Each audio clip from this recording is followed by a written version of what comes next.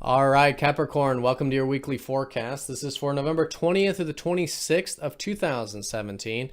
And this video is for Sidereal Astrology. If you are new, definitely check out the description down below because the signs are different and you want to make sure you're watching this video for your sidereal sign. All right, so Capricorn, this week we have this continuation of what was this new moon last Saturday in your 10th house of your career. A lot of you last weekend maybe started to get some new insights about your career or wanting to implement some new things about it, or maybe about your productive life, or maybe about achievement and success. So a really good week to be moving that stuff forward.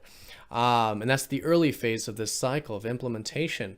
Now, Venus is also here too, though. So a lot of you could be actually enjoying your career this week. Maybe you noticed this last week as well, actually.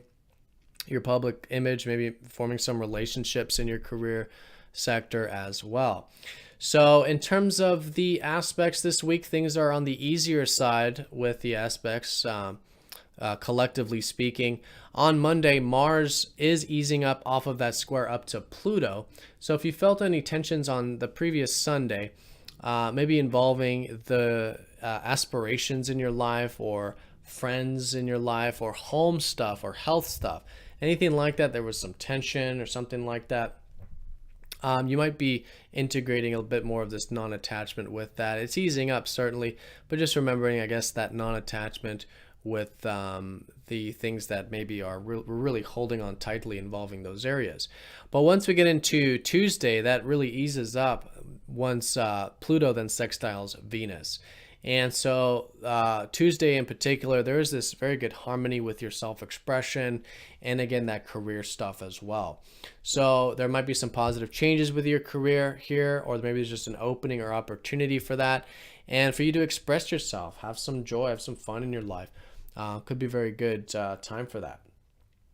Now, once we get into Wednesday, Neptune is going to be going station direct after his 6-month-long retrograde in your second house of finance. So, you know, the past 10 years really has been the time of you having more faith and trust with finance, you know, surrendering that area, living more presently with this area.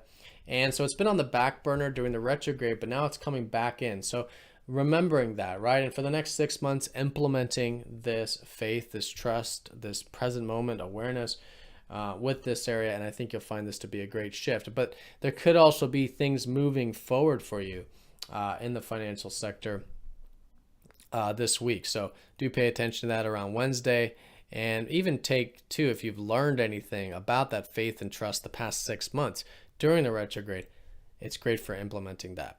Now, once we get into about Thursday, Friday, we do have the sun shifting into Scorpio, which is your 11th house of friends and your future aspirations.